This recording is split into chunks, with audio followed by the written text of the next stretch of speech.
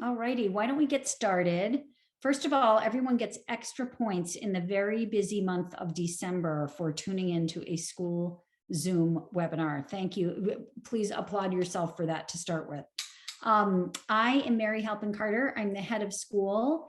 And tonight we're going to talk a little bit about some feedback we've gotten about how school is going. And then we are also going to talk a little bit about when kids are home for illness or because of a snow day. And then we will go right into a question and answer time with our wonderful consultant, Mike Klingshirn, who many of you know well at this point in the pandemic.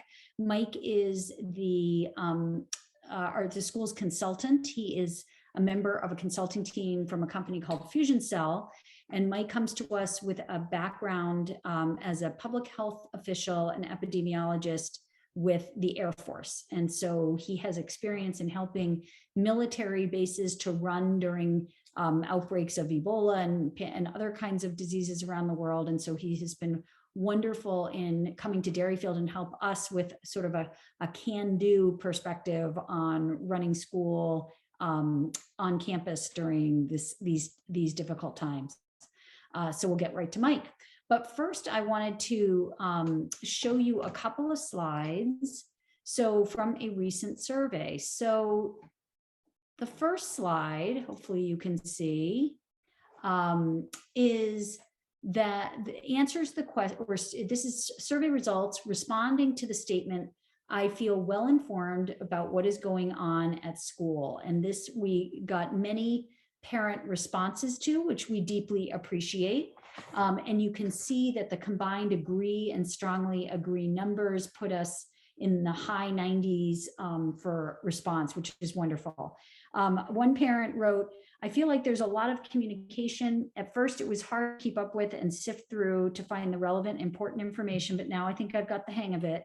Always trying to balance the busy schedule of students and remembering that they don't always communicate with parents. Yes, we are quite aware of that.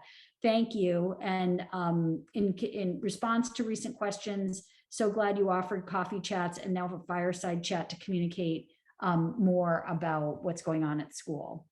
So we're delighted with that. Let's see here. The next slide, whoops. I am satisfied with the overall quality of education my child is receiving at Derryfield School, and the combined agree and strongly agree puts us again at about 96%, actually even higher. And one parent just wrote, I'm delighted with my daughter's education so far. She's engaged and enthusiastic about her classes. So great to hear.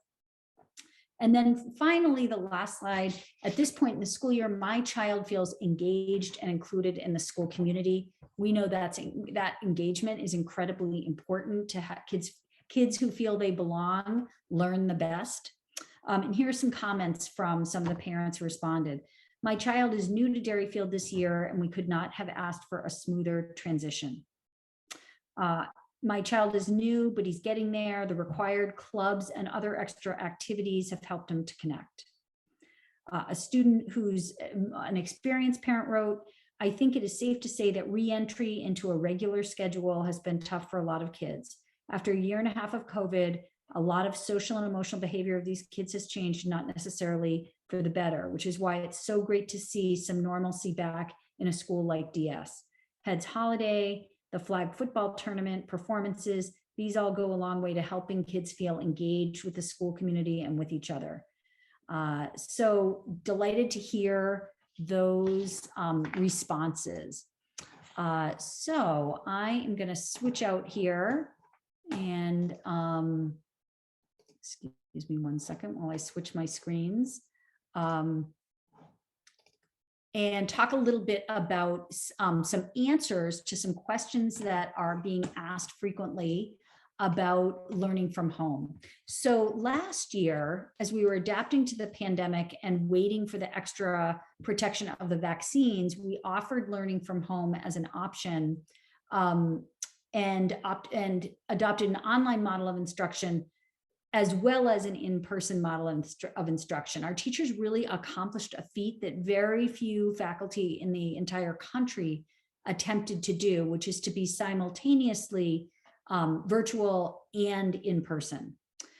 In order to do that, we had to step away from our student-centered practices to the old teacher-driven lecture model, which we know is not nearly as effective with the majority of kids. This year, our lessons are designed for in-person, student-centered practices with activities like Socratic seminars, small group hands-on work and projects, labs, movement in lessons like scene acting and gallery walks. And all of that makes our Derryfield education transformative, engaging, and effective. Teachers are intentionally seeking out physical movement in classes. I was walking by a class yesterday and it was in a lab, and I watched the kids stand up, sit down, and then after a period, stand up, sit down. Sometimes teachers, even at very high level classes, are asking kids to respond with what they think about evidence or data or an opinion by physically getting up and down, because we know that physical movement makes school so much more engaging and captures attention. There have been many wonderful online tools that have brought in some classroom strategies that we know are effective and offered real enhancements.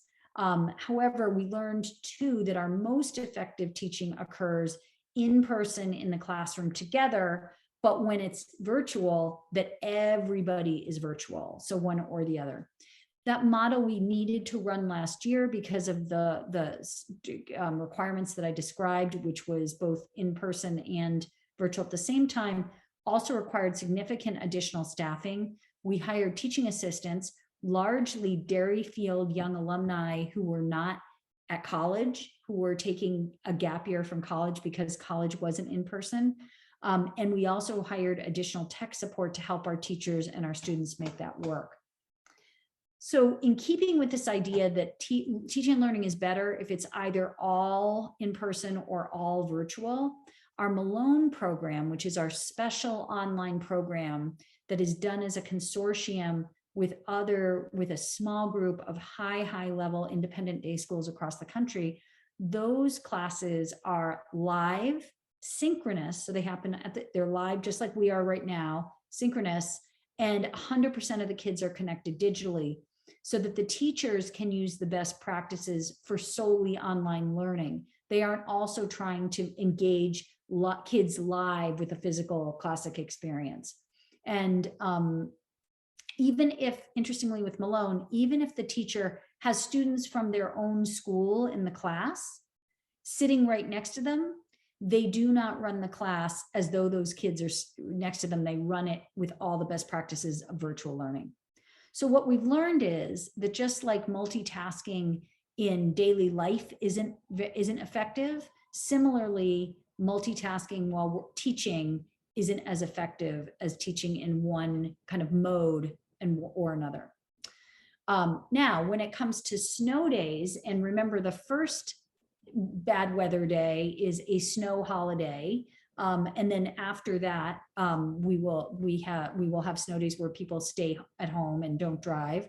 We will all Zoom in for those snow days. And so the first day there aren't classes when you're home because of a snow day, but after that we'll all Zoom in together and we will all be virtual together.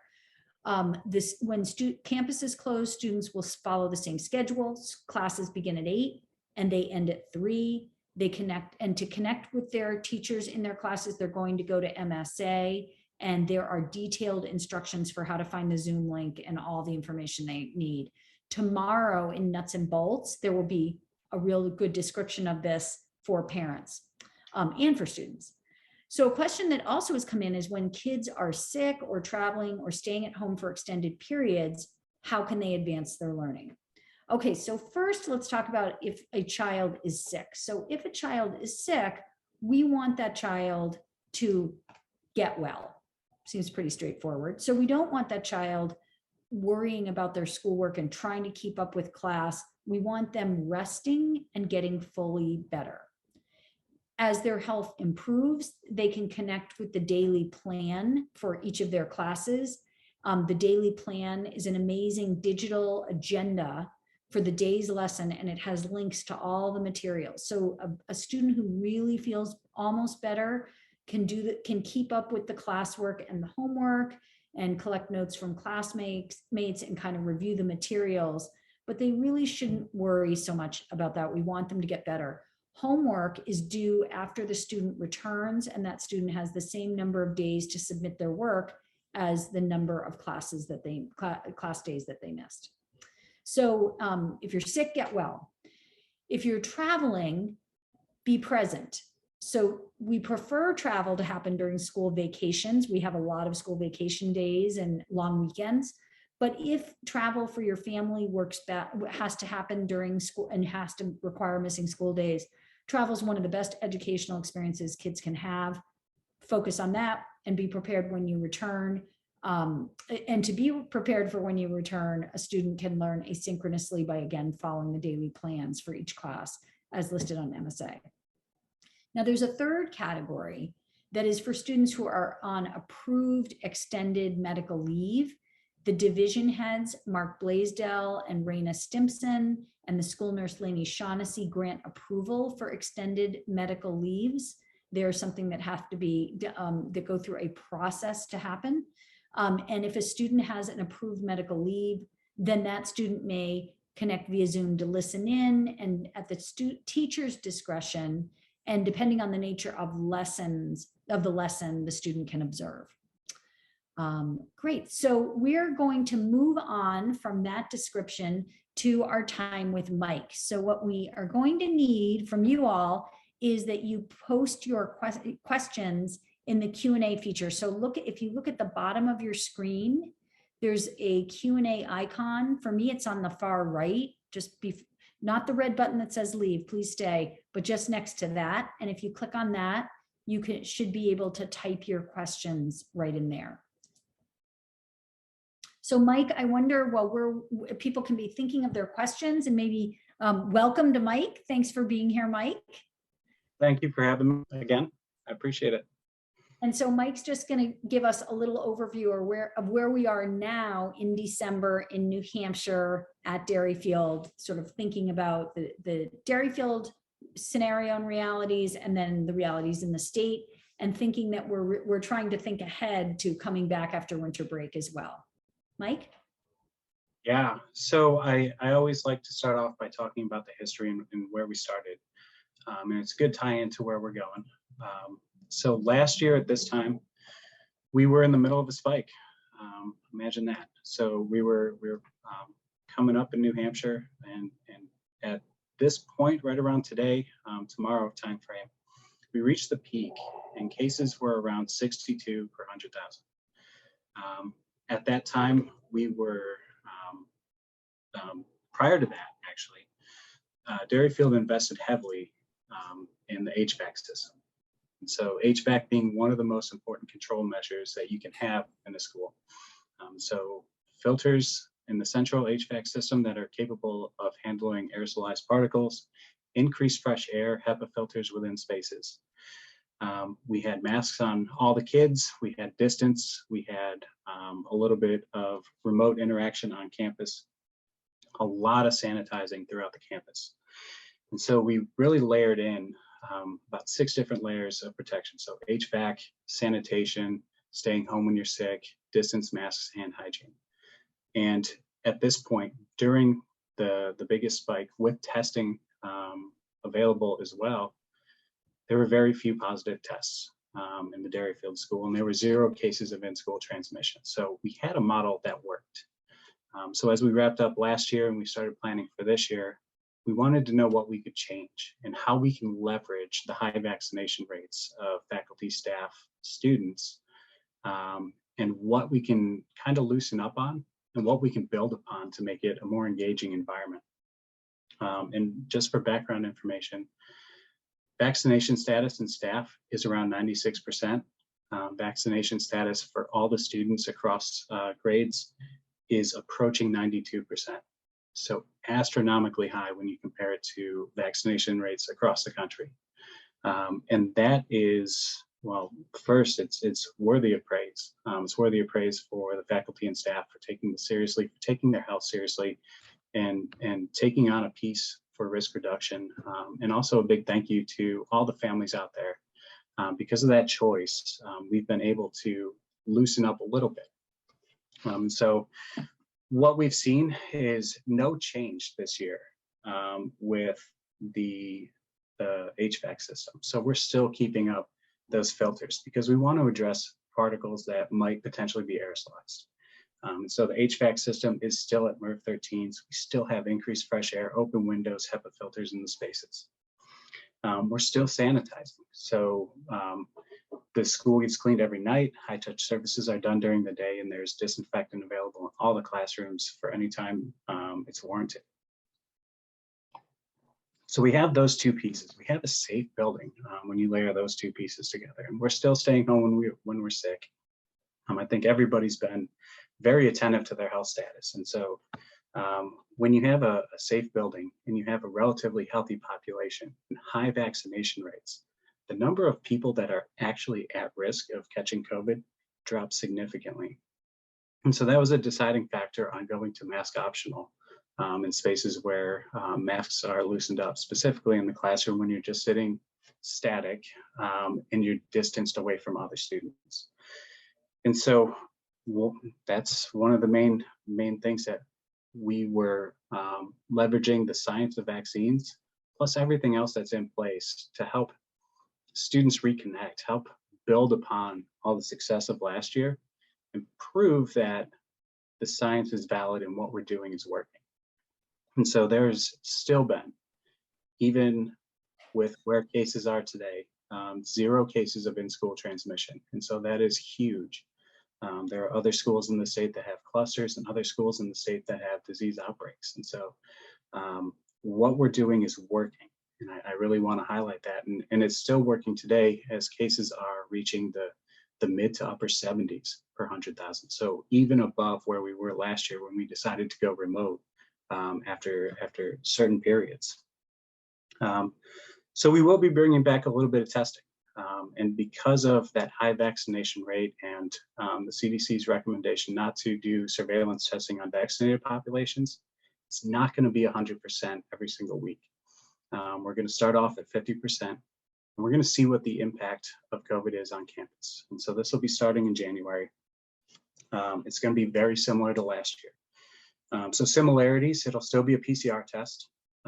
It will still be pooled, and it will still be collected at the school. The only difference is going to be the collection piece. So instead of last year where it was saliva-based test, this year it will be a lower nose swab. So not an NP, it's not going all the way up and tickling the brain. It'll just be the lower nostrils, a couple seconds in each. And students above the age of 14 will be able to self-collect under observation of a trained collection person. Students 12 and 13-year-old will be collected by Nurse Shaughnessy. So in the interest of privacy, this company does not take names. They just have a number on a sample. And so that number comes with the test. They run it. If everything's negative, they report all negatives. If there's a positive, they'll reflex the entire the entire pool, and they'll figure out which person or persons were positive. And that will be communicated to Nurse Shaughnessy. Hey, number 1, 2, 3, 4, 5, 6, 7, 8, 9, 10 was positive. And it will also go to the person assigned that number. So parents will have that positive test, and the school will have that positive test. Nurse Shaughnessy will get it. And she'll do contact tracing if needed. And we'll address those exposures as they happen. Thank you, Mike. So I'm going to go to the questions that have come in the chat. So the first question is, given the current rate of infection in New Hampshire and the fact that more than 30% of people being infected have been vaccinated, might it make more sense to return to full masks until COVID testing tells it is safe to relax masking as opposed to sample testing first and then go to masks if necessary? That is a very good question. And it's definitely something that we're considering right now. So and Mary and I have been talking about this. We started the discussion a couple days ago, and we're still ongoing on what to do. But in practical methods, we have 9 days left until the break, 9 school days. And so it's kind of that last push to get through. And we know that what has worked so far continues to work. and we have such a high vaccinated rate that the school itself is not really that route of transmission, and that's what we've shown. What we're continuing to ask people is to pay attention to what happens outside of the school, and help families remember that the school is only about 6 to 7 hours out of a student's day, and there's still a lot of other time outside of sleeping where an exposure can happen. And so risk reduction outside of the school helps everything that happens inside of the school. It helps us stick with those learning events, even in a mask optional. And remember, this isn't 100% mask optional. So if students are close together, they're going to be wearing masks. And if students choose to wear masks, they can absolutely wear a mask in the classroom. But what we're still leaving in there, and the fine balance here, is the choice coupled with the choice to vaccinate, and the protection that comes with it. How long will it take for the testing to tell you what the situation is? And by then, perhaps people were infected that didn't have to be. Yeah, great question. So tests will come back within a day. And so we will know, potentially, depending on how many students each day are being tested, the next day we'll have an answer. And depending on what those tell us, we do have the planning process in place. If there's a case of in-school transmission, masks will come back for a defined period of time, and we'll make sure that there was no breakdown in like the HVAC system and the sanitation, and distancing. And we'll try to figure out what broke to have an exposure. But it is very possible that students will be positive. And with the high case rates and breakthrough infections, it's definitely a possibility. What we don't expect to happen is transmission. And it's because of those non-pharmaceutical interventions, the HVAC system, distance within the classroom, controlling as much as we can control, but still letting students be students. And the ability to throw those masks on when you're close together. And so there will probably be at least one positive that comes out of it. And we're going to address those on a case-by-case basis and make sure there was no break in the system, and make sure that there was no transmission within the class. And we can always add to this program, and that's the nice thing about the program that we've decided to go with, is we can always bump up testing at a moment's notice. We just get extra tests, and we can do targeted testing within a classroom. We can do targeted testing within a grade level or within the school. So if we have to flex up and test 100% of students, we'll absolutely do it. If the tests tell us that there's been no disease within the community, we might actually flex down a little bit, and see what those impacts really are. I want to take a moment and just thank parents. I know that the Magnus procedure of taking temperatures of grumpy, half awake children first thing in the morning and filling out that online questionnaire is annoying, but that is really the first, in addition to everything Mike's described, that's a great way to catch illness and keep it out as well. So thank you for doing that. Question, can a 2-hour delay happen, or are snow days all or nothing? That's such an interesting one. So we polled, we will have 2-hour delays. That is definitely a possibility. We did a survey of students and we did a survey of parents on this question, and something very surprising came back. Parents at about a 70% rate said they would prefer to have all or nothing, meaning instead of a 2-hour delay, just have a snow day and go virtual. But students at pretty much the same rate of about 70% said that no, they wanted the 2-hour delay. And what that told us is how important it is for students to come to school and be part of that community and see their friends and see their faculty and staff and be active. So we will still have 2-hour delays. Here's another question, Mike, for you. Are you still planning to do community meetings in tight quarters with COVID on the rise? And I think this gets back to the masking. In community meetings, everyone is masked. And also, actually, as I stroll around and look and pop into different classrooms, in some classrooms, they're masked the entire time. A lot of classrooms are masked the entire time. In other classrooms, half the kids are masked as the optional. So, I just wanted you to hear that. Mike, can you comment on community meetings and why that works. Yeah, and community meetings, places of high density, when we come together for plays, when we have outside folks coming in, are definitely going to be mask required, because there is definitely a risk reduction that comes with it. But specific to community meetings are the spaces that we've chosen to have those community meetings. And so when you see what happens, it's usually in a room that's got a lot of air volume and a lot of air changes, and it can handle different folks with different vaccine backgrounds or potentially different exposure backgrounds. And so if there is one or two sick people within a large community meeting, the air changes plus the masks together are going to handle both droplet, and they're going to reduce the risk as well for aerosolized particles. And so those big spaces, those big volumes of air with lots of air moving, and lots of filtration that is effective against aerosolized particles is happening. Fresh air is coming in. We've got both the filtration and the dilution principles working with us, as well as the mask to capture those close interactions that'll be happening. Another question, given that so many people are traveling over vacation, is it prudent to go remote after vacation? It's always a discussion that we've had, and really what we're trying to do is, and we're still figuring it out, but we're not planning on it at this particular moment. What we're trying to do is use testing as a way to ensure that nothing happened over vacation that's going to come back into the school. And so the testing is kind of that piece to help us not go remote, but it may still be a remote situation depending on what happens. Right. Well, we are committed to being very nimble and very responsive to evidence as it comes in.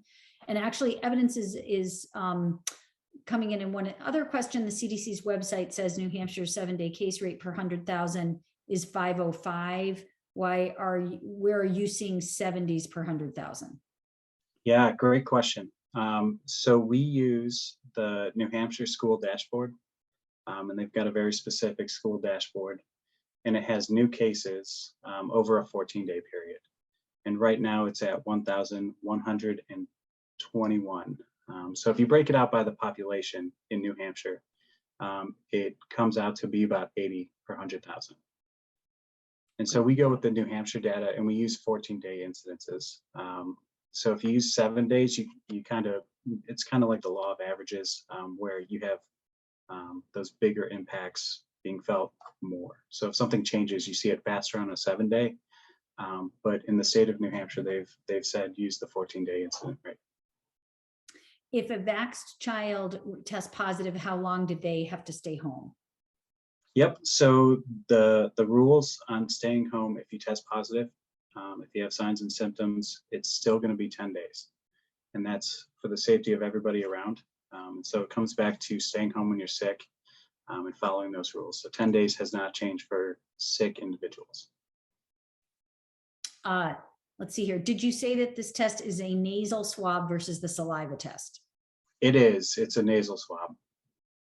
But it's the comfortable lower nasal swab doesn't hurt at all. And depending on what you find embarrassing, I would prefer that to spitting, to the public spitting of life. Here's a question about kids who are homesick. For students who are homesick and have timely assignments, presentations, group projects, what is the expectation for participation while home? Or alternatively, how should teachers grade these for students who are remaining home with either COVID or non-COVID illnesses? So this is a long-standing challenge in group work. A student who's homesick is never penalized because they were not part of a group presentation that happened at school, nor would they be expected or required to Zoom in when they're sick. So not to worry about that. Another question, given that many other schools have lower vaccination rates and outbreaks of COVID in our league, how is the school planning to keep athletes safe at other schools for indoor sports events? Great. So let me just make sure that I capture that. So keep athletes safe as they're traveling to other schools and playing those other schools that have lower vaccination rates. Yeah, I think this writer is thinking about away games.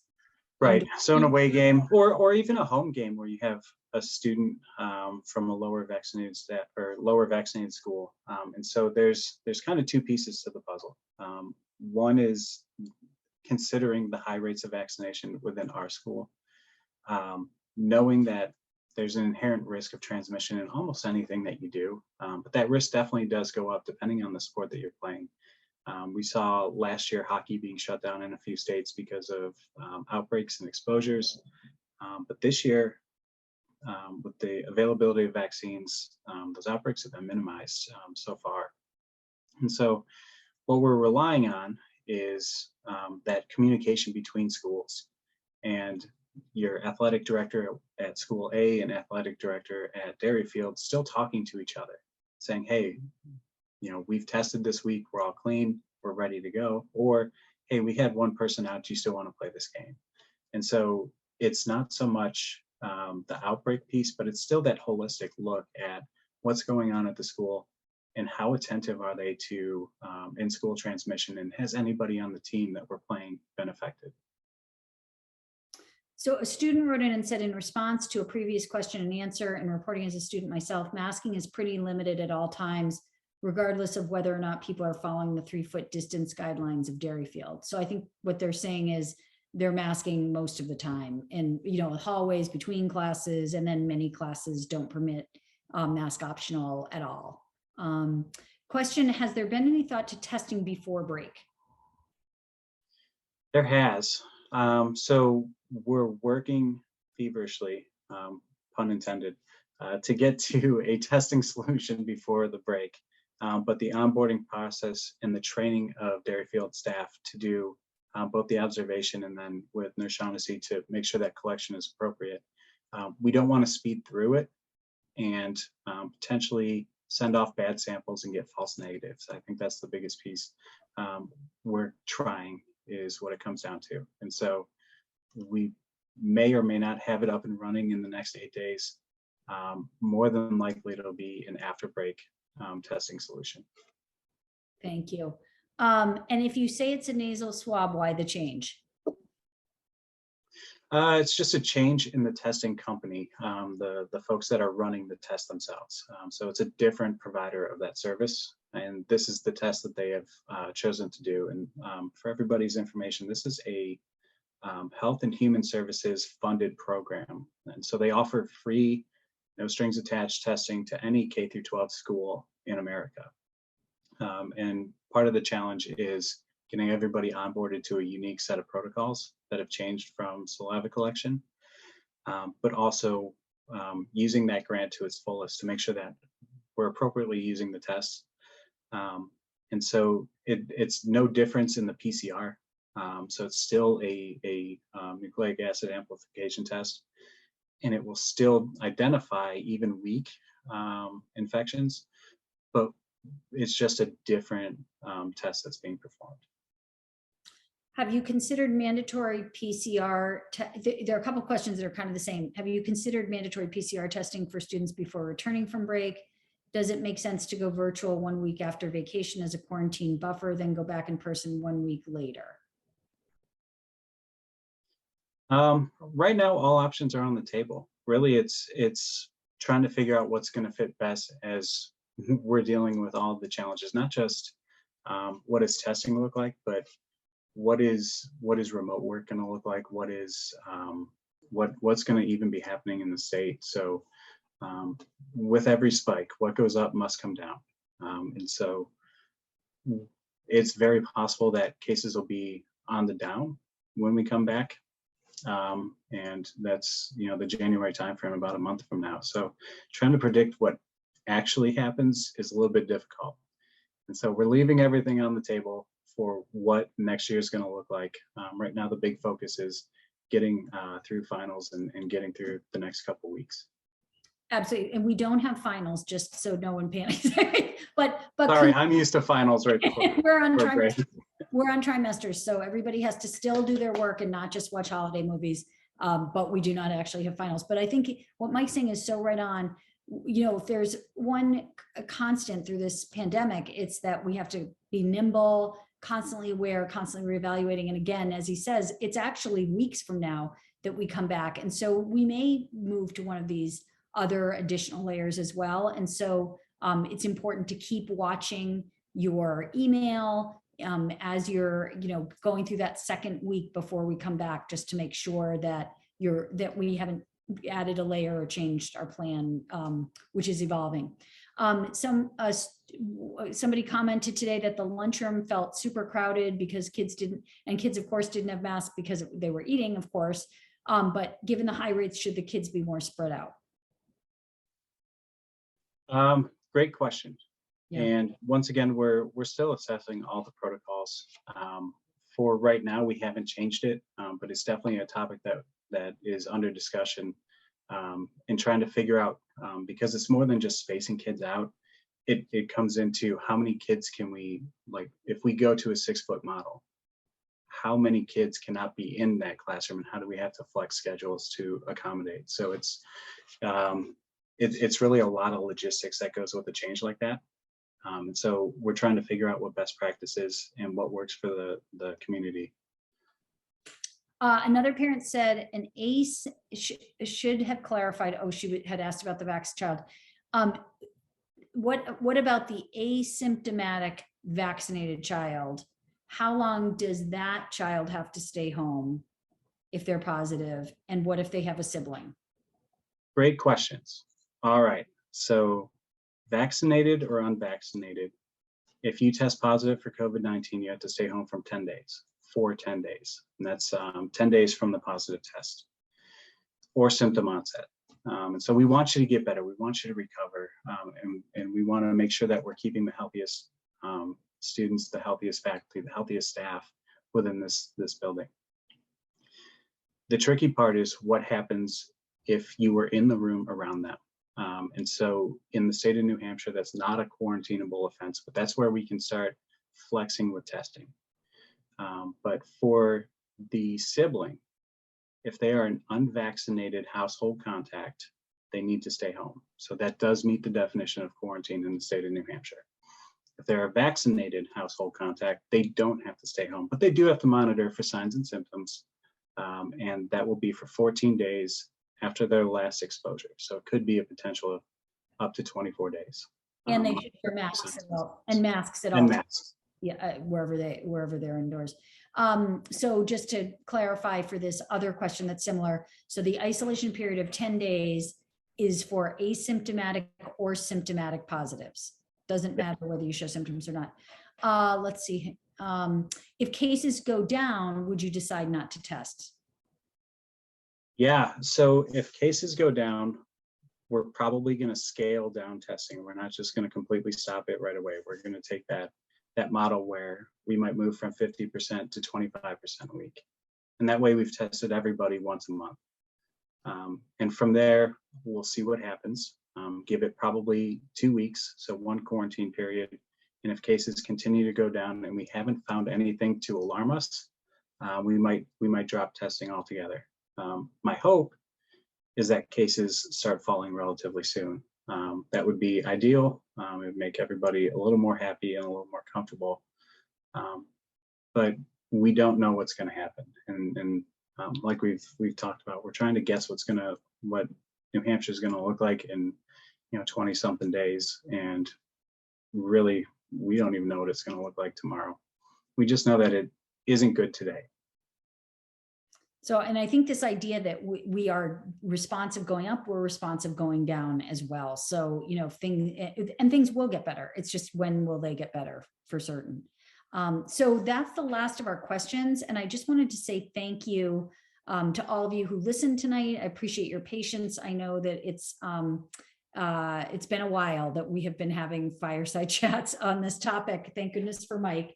But I also want to just mention again, my admiration for my colleagues, that the faculty and staff this year are trying to restore all the bells and whistles, all the activities, all the clubs, all the social events that we are accustomed to. And they have to pretty much adapt every one of them around COVID guidelines to be healthy. So you can imagine how mentally tiring that is to kind of everything's a puzzle. And at the same time, you're trying to make sure that kids are connecting and making friends and having the very best experience they can. So I just want to say thank you so much to my colleagues, and thank you parents for your support of my colleagues and your support of all of our students. There is such community mindedness in the way that people have responded to all these different health layers. And I just say thank you so much for making it possible for us to be running a school the way we are right now, which is that we're constantly looking to say green light go and make it safe while we do green light go. And so thank you for that. Everyone, I hope you have a wonderful evening, and that is all for now. But again, nuts and bolts tomorrow, nuts and bolts next Wednesday, and then through the vacation, if you could just check that email, especially that second week of vacation, just in case we have made adjustments to our return plan, that would be great. Oh, I forgot the most important thing. You will get a letter that has a release form that you need to sign for the testing program and return to us. It's different than last year in that we need a form signed. It's not just an approval on Magnus. So if you could watch for that tomorrow and get that right back to us, we'd be so grateful. Otherwise, you'll be hearing from one of our school receptionists, Andrea Stevenson in the middle school or Diane Wall in the upper school. Good night to all. Thank you. Thank you.